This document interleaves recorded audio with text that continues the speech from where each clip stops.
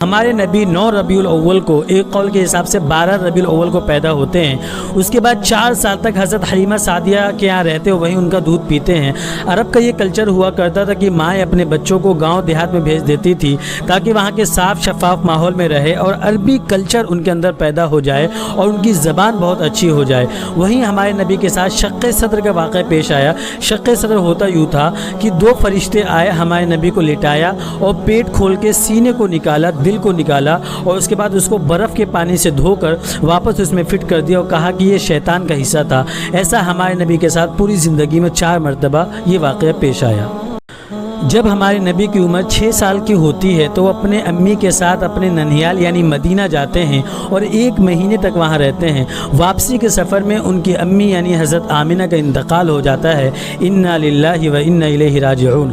اس کے بعد ہمارے نبی اپنے دادا عبد المطلب کے ساتھ رہنے لگتے ہیں۔ اللہ تبارک و تعالی نے عبد المطلب کے دل میں ہمارے نبی کے لیے بہت پیار دے کے رکھا تھا۔ عبد المطلب اپنے پوتے سے بہت پیار کرتے تھے، لیکن جب ہمارے نبی کی عمر 8 سال کو ہوتی ہے تو ان کے دادا عبد المطلب کا بھی انتقال ہو جاتا ہے۔ انا للہ و انا الیہ راجعون۔ اس کے بعد ہمارے نبی اپنے چچا ابو طالب کے ساتھ رہنے لگتے ہیں اور اللہ تبارک و تعالی نے ابو طالب کے دل میں بھی ہمارے نبی کے لیے بہت محبت رکھی تھی۔ ابو طالب بھی ہمارے نبی سے بہت پیار کرتے تھے۔ جب ہمارے نبی کی عمر 12 سال کی ہوتی ہے تو وہ اپنے چچا ابو طالب کے ساتھ بزنس ٹرپ پر شام یعنی سیریا کے لیے نکل جاتے ہیں اور راستے میں ایسی چیزیں ہوتی ہیں کہ لوگوں کو پتہ چل جاتا ہے کہ محمد کوئی معمولی لڑکا نہیں ہے، یہ بڑا ہو کر نبی بنے گا اور دنیا کو بدل کر رکھ دے گا۔ راستے میں ایک عیسائی عالم سے ملاقات ہوتی ہے، وہ نبی کو دیکھ کر فوراً پہچان جاتا ہے کہ ارے یہ تو وہی ہے جس کے بارے میں تورات اور انجیل میں آیا تھا۔ لوگ اس سے پوچھتے کہ آپ کو کیسے پتہ چلا؟ تو وہ کہتے ہیں کہ جب آپ لوگ سفر کے لیے نکلے تو میں نے دیکھا کہ شجر اور حجر یعنی پیڑ اور پتھر یہ سب سجدے میں گرے ہوئے اور نبی کے اوپر بادل ایک سایہ کیا ہوا ہے۔ اس خوشی میں وہ عیسائی عالم سب کی دعوت کرتا ہے، کھانا بناتا ہے۔ جب کھانے کا نمبر آتا تو اس وقت نبی موجود نہیں تھے، جنگل میں گئے ہوئے تھے۔ جب وہ آتے ہیں تو بیٹھ جاتے دھوپ میں ہی، کیونکہ باقی لوگ درخت کے نیچے سائے میں بیٹھے ہوتے ہیں اور لوگ اس وقت دیکھ کر حیران ہو جاتے ہیں کہ درخت اپنا سایہ سب لوگوں کے اوپر سے ہٹا کے نبی کے اوپر کر دیتا ہے۔ سبحان اللہ۔ جب ہمارے نبی کی عمر 25 سال کی ہوئی اس وقت تک ان کی امانت داری، دیانت داری، شرافت اور ٹرسٹ وردی کے قصے ہر جگہ گونجنے لگے۔ جب حضرت خدیجہ نے سنا تو ویسے بھی جب بھی لوگ شام کے لیے بزنس ٹرپ پر نکلتے تو یہ کسی کو اپنا بزنس پارٹنر بنا دیا کرتی تھی اپنا سامان بیچنے کے لیے۔ تو انہوں نے سوچا کہ اس بار کیوں نہ میں محمد کو اپنا بزنس پارٹنر بناؤں، اور انہوں نے آفر پیش کیا، ہمارے نبی نے قبول کیا۔ جب وہ بزنس کر کے پورا لوٹے واپس تو ہمارے نبی کی برکت کی وجہ سے ان کو بہت یعنی کئی گنا زیادہ فائدہ ہوا۔ اور میسر جو حضرت خدیجہ کا غلام تھا وہ بھی پورے سفر میں ان کے ساتھ تھا۔ میسر نے پورا سفر کا واقعہ حضرت خدیجہ کو سنایا کہ کس طرح بادل ان کے اوپر سایہ کیا ہوا تھا، کس طرح یہ ہمیشہ سچ بولتے تھے۔ یہ سب سن کر حضرت خدیجہ بہت امپریس ہو گئی اور ہمارے نبی کو نکاح کا پیغام بھیجا۔ ہمارے نبی نے اس کو قبول کیا اور یہ شادی ہو گئی، اور ہمارے نبی کا یہ پہلا نکاح تھا اور حضرت خدیجہ کا تیسرا۔ ہمارے نبی کی عمر 25 سال تھی اور حضرت خدیجہ کی 40 سال۔ جب ہمارے نبی کی عمر 35 سال کی ہوئی تو دنیا بننے سے لے کر اس وقت تک 2 مرتبہ خانہ کعبہ بن چکا تھا۔ ایک مرتبہ حضرت السلام نے بنایا اور دوسری مرتبہ جب نوح علیہ السلام کے زمانے میں طوفان آ گیا تو اس کے بعد حضرت ابراہیم علیہ السلام نے بنایا۔ جب ہمارے نبی کی عمر 35 سال کی ہوئی یعنی نبوت سے 5 سال پہلے قریش نے سوچا یہ بہت کمزور ہو چکا ہے تو اس کو گرا کے پھر سے مضبوط طریقے سے بنائے، تو ان لوگوں نے ایسا ہی کیا۔ لیکن جب حجر اسود یعنی کالا جنت کا جو پتھر اس کو رکھنے کی باری آئی تو سب لوگوں میں لڑائی ہو گئی کہ میں رکھوں گا۔ 3 دن ہو گئے، کوئی فیصلہ نہیں ہو پایا۔ تو ان لوگوں نے یہ کیا کہ کل صبح جو حرم میں سب سے پہلا آدمی داخل ہوگا ہم اس کو اپنا جج بنائیں گے، وہ جو فیصلہ کرے گا ہم مانیں گے۔ سب لوگ صبح وہاں پہنچ جاتے تو دیکھتے کہ سب سے پہلے جو آدمی داخل ہوتے ہیں وہ ہوتے ہیں ہمارے نبی رسول اللہ صلی اللہ علیہ وسلم۔ وہ یہ فیصلہ کرتے کہ ایک بڑی سی چادر منگواتے، اس میں پتھر رکھواتے اور ہر قبیلے کے سردار کو کہتے ہیں کہ اس کے ایک کونے کو پکڑے، اس کو اپنی جگہ پہ جا کے رکھ دے۔ اس سے ایک بہت بڑا مسئلہ وہ چٹکیوں میں حل کر دیتے ہیں۔ جب ہمارے نبی کی عمر 40 سال کی ہوتی ہے وہ غار ہیرا میں تشریف فرماتے کہ ایک فرشتہ آتا ہے، سلام کرتا ہے اور کہتا ہے اقرا پڑھو۔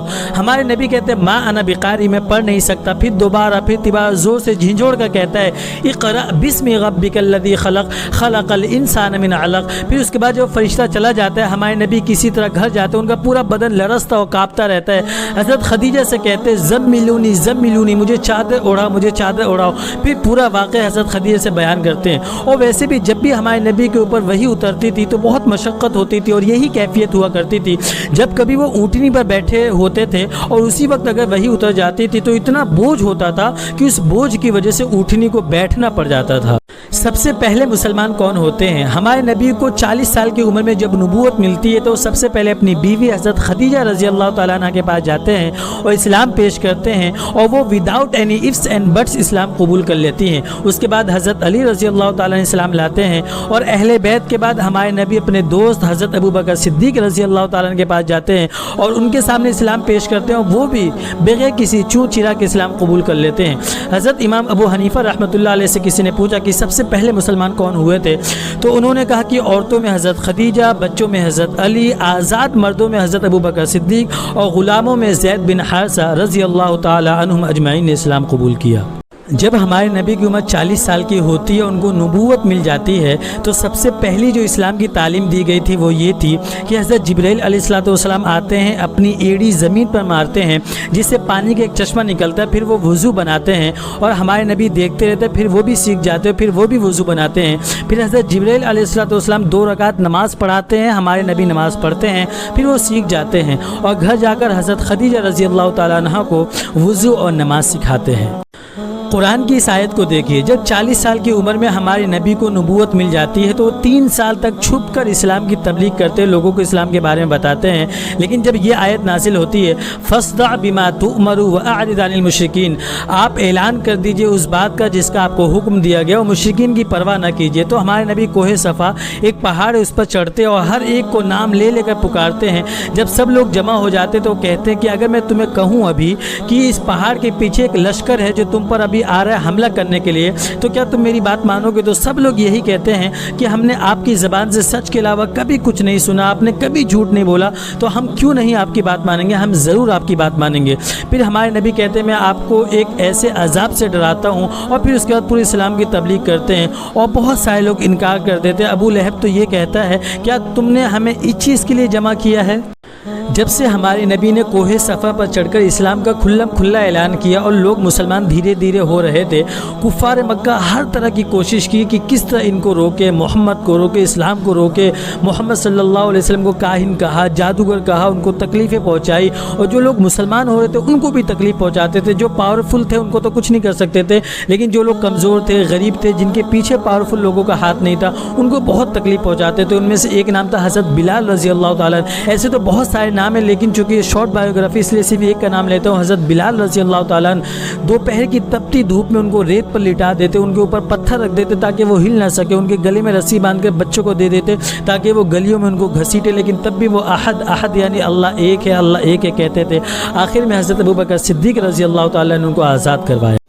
دنیا نے اور تاریخ نے کبھی اتنا بڑا واقعہ نہیں دیکھا ہوگا۔ ہمارے نبی کے بڑے بڑے معجزوں میں سے ایک معجزہ چاند کے 2 ٹکڑے کرنا تھا۔ ویسے تو کفار مکہ اکثر ہمارے نبی سے ہی سوال کرتے تھے کہ اگر آپ نبی ہو تو یہ کام کر کے دکھاؤ، نبی ہو تو وہ کام کر کے دکھاؤ۔ ایک مطلب بہت سارے لوگ جمع ہوا کہے کہ اگر آپ نبی ہو تو چاند کے 2 ٹکڑے کر کے دکھاؤ، ہم ابھی ایمان لے آئیں گے۔ اور ہمارے نبی نے اللہ سے دعا کہ چاند کی طرف اشارہ کیا، اور واقعی میں چاند کے 2 ٹکڑے ہو گئے، اور یہ اتنی دیر تک رہا جتنا عصر سے مغرب کے درمیان میں ٹائم رہتا ہے۔ یہ لوگ حیران ہو گئے، اپنی آنکھوں کو ماننے لگے کیا نبی نے ہم پہ جادو کر دیا؟ واقعی میں ایسا ہوا ہے۔ بعد میں کہنے لگے کہ نہیں، آپ نے ہم پہ جادو کر دیا۔ جو مسافر آ رہے ہیں مکہ، ہم ان سے پوچھیں گے کیا ان لوگوں نے بھی یہ دیکھا ہے کہ نہیں؟ اور جب وہ لوگ آئے ان سے پوچھا تو ان لوگوں نے کہا کہ ہم نے بھی یہ دیکھا ہے، لیکن ان کو ایمان تو لانا نہیں تھا، تو یہ لوگ کہنے لگے کہ نہیں، آپ نے ہم پہ جادو کر دیا ہے۔ اصل میں اللہ کو اپنی حجت تمام کرنی تھی، اس لیے یہ واقعہ کر کے دکھا دیا۔ چاند کے جو 2 ٹکڑے ہوئے قرآن اور احادیث متواترہ سے ثابت ہے، اس لیے اس پر ایمان لانا ضروری ہے۔ قرآن کی آیت ہے اقتربت الساعۃ وانشق القمر۔ آپ نے ہمارے نبی کے معجزوں میں سے چاند کے 2 ٹکڑے ہونا تو سنا ہوگا، لیکن سورج کا واپس لوٹانا اس کے بارے میں نہیں سنا ہوگا۔ اصل میں ہوا یوں تھا کہ ہمارے نبی رسول اللہ صلی اللہ علیہ وسلم حضرت علی رضی اللہ تعالیٰ کی گود میں سر رکھ کر لیٹے ہوئے تھے، اور حضرت علی رضی اللہ تعالیٰ نے ابھی تک نماز نہیں پڑھی تھی، اور اسی وقت وحی کا نزول شروع ہو جاتا ہے اور اسی میں سورج ڈوب جاتا ہے۔ ہمارے نبی حضرت علی سے پوچھتے کہ آپ نے نماز پڑھی؟ حضرت علی رضی اللہ تعالیٰ نے کہتے کہ نہیں۔ ہمارے نبی ہاتھ اٹھا کر دعا کرتے کہ اے اللہ، علی نے نماز نہیں پڑھی ہے، سورج کو واپس لوٹا دیجئے۔ اور لوگ دیکھتے ہیں کہ سورج کی کرنیں پہاڑوں پر پڑنے لگتی ہے، حضرت علی رضی اللہ تعالیٰ نماز پڑھ لیتے ہیں۔ علامہ جلال الدین سیوطی اور امام طحاوی رحمۃ اللہ علیہ نے اس حدیث کو صحیح قرار دیا ہے، جبکہ ابن جوزی اور ابن تیمیہ نے اس حدیث کو موضوع و بے اصل بتایا ہے۔ کیا آپ نے سورج کو رکے ہوئے یا واپس لوٹتے ہوئے کبھی دیکھا ہے؟ دنیا میں ایسا واقعہ 4 مرتبہ ہوا ہے. 2 مرتبہ ہمارے نبی رسول اللہ صلی اللہ علیہ وسلم کے ساتھ، 1 مرتبہ غزوہ خندق کے موقع پر اور 1 مرتبہ معراج کے وقت، اور 30 مرتبہ حضرت یوشع علیہ السلام کے بارے میں آتا ہے، اور 4 مرتبہ حضرت علی رضی اللہ تعالیٰ عنہ کی جب عصر کی نماز قضا ہوئی تھی اس وقت کے بارے میں آتا ہے کہ سورج واپس لوٹ آیا تھا. دنیا نے ایسا 4 مرتبہ دیکھا ہے کہ ٹائم یعنی وقت رک گیا تھا یا واپس لوٹ آیا تھا. اور 2 واقعہ لوگ اور بیان کرتے جو کہ غلط اور بے بنیاد ہے، حدیث میں ایسا کہیں نہیں ملتا ہے. ایک تو بلال کے اذان نہ دینے کے وقت، اور ایک بی بی فاطمہ کے سر پر سے دوپٹہ ہٹ جانے کے وقت.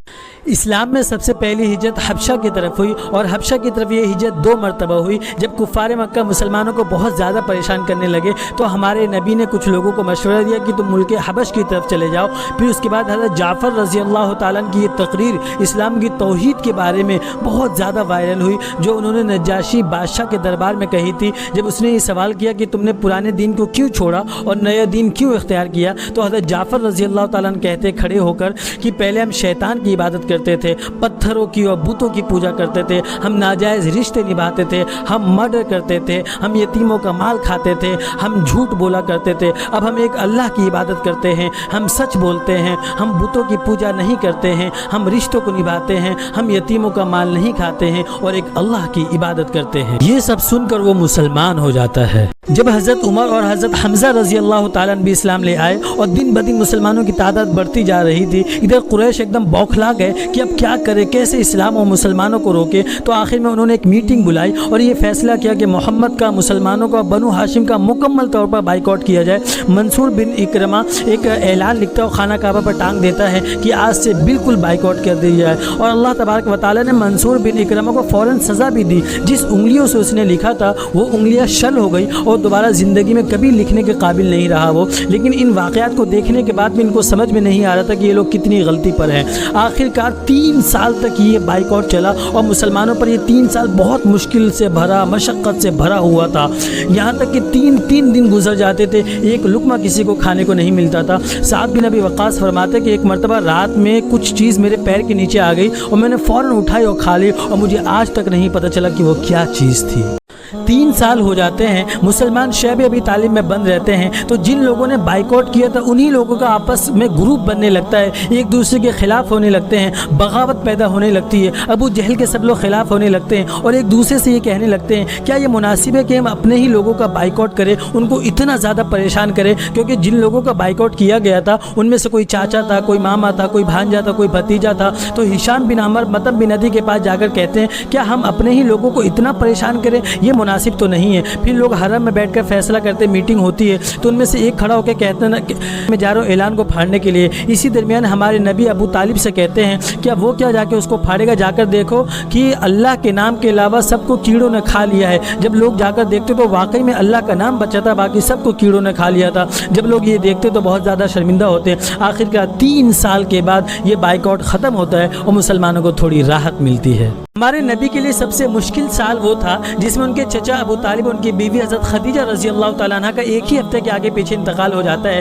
بھلے ہی ابو طالب مسلمان نہ ہوئے لیکن نبی کے بہت مددگار تھے، ہر موڑ پر ان کا ساتھ دیا. جب ان کا آخری وقت تھا تو ہمارے نبی ان کے پاس گئے اور کہا کہ کلمہ پڑھ لو، میں قیامت کے دن آپ کی سفارش کروں گا. لیکن ابو جہل وہیں پہ کھڑا تھا اور کہا کہ آپ آخری وقت میں اپنے باپ دادا کا دین چھوڑ دو گے، تو ابو طالب نے انکار کر دیا. پھر ہمارے نبی نے کہا کہ میں ان کے لیے دعائیں مغفرت کرتا رہوں گا جب تک کہ مجھے منع نہ کر دیا جائے. پھر قرآن کی آیت نازل ہوتی ہے کہ پیغمبر اور مسلمانوں کے لیے جائز نہیں کہ مشرکین کے لیے دعائیں مغفرت کرے، بھلے ہی ان کے رشتہ دار کیوں نہ ہو، جبکہ یہ ظاہر ہو گیا کہ وہ کفر کی حالت پہ مرے اور وہ دوزخی ہیں. پھر قرآن کی یہ آیت بھی نازل ہوئی انک لا تہدی من احببت ولکن اللہ یہدی من یشاء، کہ آپ جس کو چاہے ہدایت نہیں دے سکتے لیکن اللہ جس کو چاہتا ہے ہدایت دیتا ہے.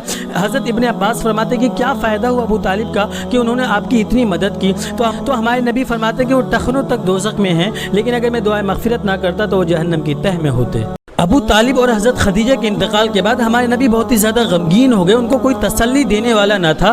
قریش نے بھی بہت ہی پریشان کیا. تو ہمارے نبی نے سوچا کیوں نہ میں طائف جاؤں، وہاں کے لوگوں کے سامنے اسلام پیش کروں، کیا پتہ وہ لوگ اسلام لے آئے. جب وہاں پہنچے تو ہمارے نبی کی سوچ کے بالکل الٹا ہوا. یہ لوگ اور زیادہ نالائق اور بدتمیز قسم کے لوگ تھے. ہمارے نبی کی بات تو کیا مانتے، ان کو برا بھلا کہنے لگ گئے. یہاں تک کہ چھوٹے چھوٹے بچے کو لگا دیا کہ ان کے اوپر پتھر پھینکے. ہمارے نبی کا سر زخمی ہو گیا، پیروں سے خون نکلنے لگ گیا. واپسی کے سفر میں ایک باغ پڑتا تھا اس باغ میں جب وہاں گئے تو اللہ سے دعا کی، اللہ نے دعا قبول کی اور فرشتوں کے ذریعے سے اللہ نے یہ کہا کہ اگر آپ اجازت دیں تو ان پہاڑوں کے درمیان ان طائف والوں کو پیس کر رکھ دے، لیکن ہمارے نبی نے اس وقت بھی یہی کہا رہنے دیجئے، کیا پتہ ان کی آنے والی نسل اسلام لے آئیں۔ اب معراج کا واقعہ پیش آتا ہے جہاں ہمارے نبی نے شیب ابی طالب میں 3 سال کس طرح مشقتیں برداشت کی، لوگ کئی کئی دن تک کھانے کے ایک ایک لقمے کے لیے ترس جاتے تھے۔ جب ہمارے نبی طائف کے لیے گئے تو وہاں پتھر اور گالی کھائی، گویا کہ ہر قسم کی تکلیف، پریشانی، مصیبت، ذلت اور رسوائی اور گالی اللہ کے راستے میں کھانے کے بعد اب اللہ تبارک و تعالی ہمارے نبی کو وہ مقام دینا چاہتے تھے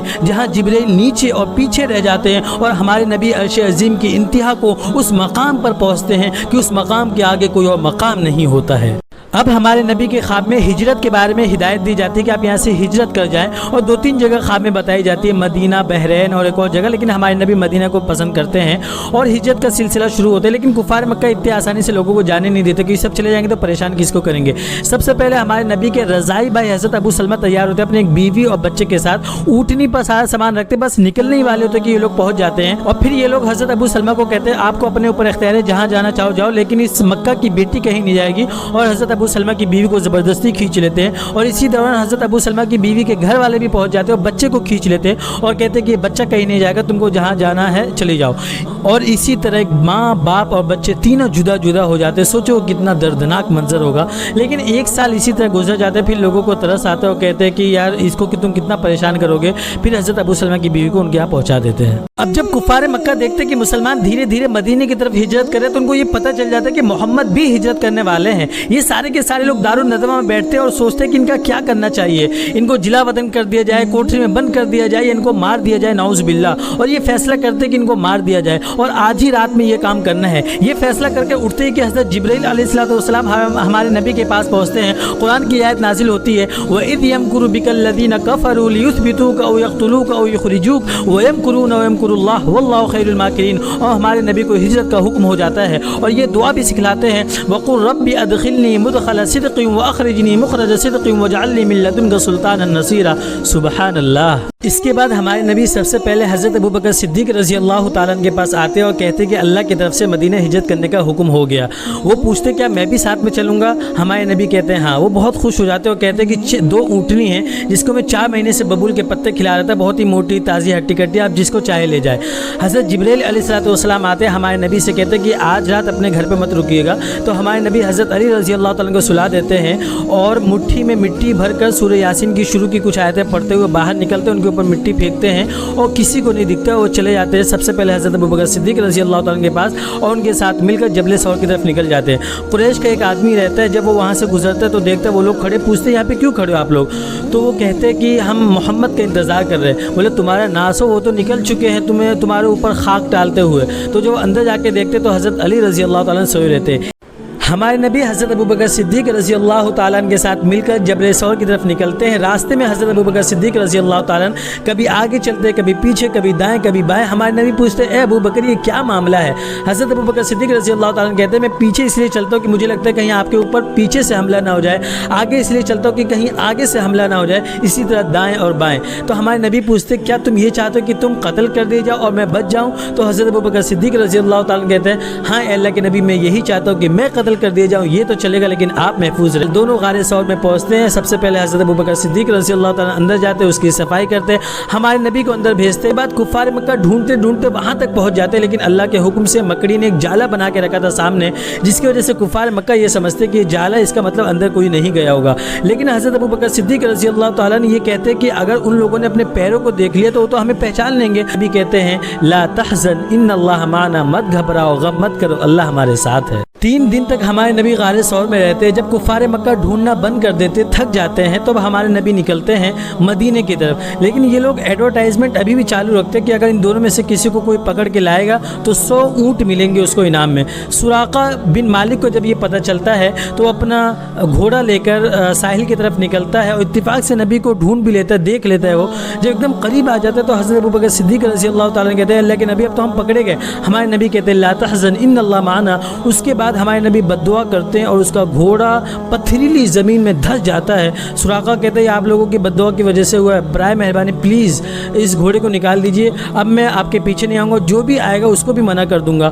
پھر ہمارے نبی دعا کرتے ہیں، اس کا گھوڑا نکل جاتا ہے، وہ اپنے گھر چلا جاتا ہے اور ہمارے نبی مدینے کی طرف بڑھتے رہتے ہیں۔ مدینہ والوں کو یہ خبر لگ جاتی ہے کہ ہمارے نبی مکہ سے مدینے کی طرف ہجرت کے لیے نکل چکے ہیں۔ وہ لوگ روزانہ کسی اونچی جگہ پر جا کے کھڑے ہو جاتے ہیں، ہمارے نبی کا انتظار کرتے، لیکن جب بہت دیر ہو جاتی وہ نہیں دکھتے ہمارے نبی، تو واپس اپنے گھر چلے جاتے۔ ایک دن وہ لوگ انتظار کر رہے ہوتے کہ دیکھتے کہ ہمارے نبی ان کو دکھ جاتے ہیں، وہ خوشی سے جھوم اٹھتے ہیں، ہمارے نبی کا استقبال کرتے ہیں، واپس اپنے گھر چلے جاتے۔ ایک دن وہ لوگ انتظار کر رہے ہوتے کہ دیکھتے کہ ہمارے نبی ان کو دکھ جاتے ہیں، وہ خوشی سے جھوم اٹھتے ہیں، ہمارے نبی کا استقبال کرتے ہیں۔ ایک جگہ جسے قبا کہتے ہیں، وہاں پہ انصار لوگ بہت ہوتے ہیں اور کلثوم بن حدم کا گھر ہوتا ہے، وہیں ہمارے نبی تشریف فرما ہوتے ہیں۔ اس کے بعد سب سے پہلا جو کام کرتے ہیں وہ مسجد کی بنیاد رکھتے ہیں، ایک پتھر رکھتے ہیں، اور اس کے بعد سب لوگ سارے صحابہ کام میں لگ جاتے ہیں۔ ہمارے نبی بھی برابر مدد کرتے رہتے ہیں، لیکن صحابہ کہتے ہیں کہ اے اللہ کے رسول آپ رہنے دیجئے، لیکن ہمارے نبی اسے قبول نہیں کرتے ہیں اور کام میں لگے رہتے ہیں۔ اس کے بعد قرآن کی آیت نازل ہوتی ہے، لمسجد اسس علی التقوی من اول یوم احق ان تقوم فیہ رجال یحبون ان یتطہروا واللہ یحب المطہرین۔ ہمارے نبی قبا میں کچھ دن رہنے کے بعد مدینہ کی طرف نکلتے ہیں، وہاں پہلی نماز جمعہ اور پہلا خطبہ ہوتا ہے اسلام کا، اور 13 سال مکہ میں ظلم و ستم سہنے کے بعد ایک لفظ بھی ظالموں کے خلاف اس خطبے میں نہیں بولتے ہیں، صرف اللہ کی تعریف کرتے اور تقوی کے بارے میں بات کرتے ہیں۔ پھر نماز کے بعد اپنی اونٹنی پر سوار ہوتے ہیں، حضرت ابوبکر صدیق رضی اللہ تعالیٰ کو اپنے پیچھے بٹھاتے ہیں، اور جب چلتے ہیں تو سارا مدینہ انصار ہمارے نبی کو گھیرے ہوئے ہوتا ہے، کوئی آگے سے، پیچھے سے، دائیں سے، بائیں سے، اور سب یہ آفر پیش کرتے ہیں کہ ہمارے گھر پر اترے، لیکن ہمارے نبی دعا دیتے اور یہ کہتے کہ یہ اونٹنی اللہ کی طرف سے معمور ہے، یہ جہاں پر رکے گی میں اسی کے گھر پہ رکوں گا۔ لیکن ہمارے نبی کی بھی خواہش ہوتی کہ وہ حضرت ابو ایوب انصاری رضی اللہ تعالیٰ کے گھر پہ رکے، اور اللہ کی طرف سے یعنی معجزانہ طور پر اللہ تعالیٰ کی خواہش پوری کر دیتے، وہ انہی کے گھر پہ جا کے رکتی اور ہمارے نبی اترتے ہیں۔ ہمارے نبی کی خواہش کیوں ہوتی ہے؟ کیونکہ حضرت ابو ایوب انصاری رضی اللہ تعالیٰ ہمارے نبی کے خاندان میں سے، رشتہ دار میں سے ہیں، یہ ہمارے نبی کے دادا حضرت عبد المطلب کے ماموں جان تھے۔ ہمارے نبی مکہ سے مدینہ کی طرف ہجرت کر کے آئے اور مدینہ پہنچ گئے، تو ہمارے نبی کے ساتھ اور بھی بہت سارے لوگ تھے جو آگے پیچھے مکہ سے مدینہ کی طرف ہجرت کر کے آئے تھے، جن کو مہاجرین کہا جاتا ہے۔ ان مہاجرین نے مکہ میں بہت ظلم سہا، پھر اپنے رشتہ دار کو جب چھوڑ کے آئے تو ہمارے نبی نے جو مدینے کے لوگ تھے انصار اور مہاجرین کے آپس میں دوستی کرائی، ان کو بھائی بھائی بنایا، اور انصار سے کہا ان مہاجرین والوں نے بہت قربانیاں دی ہے، بہت ظلم سہا ہے، اپنے رشتہ دار کو چھوڑ کے آئے تو ان کی مدد کرتے رہا کرو، ان کو وقتاً فوقتاً ان کا حال خیال پوچھتا رہا کرو، تاکہ ان کے جو غم ہے وہ تھوڑے ہلکے ہو جائے۔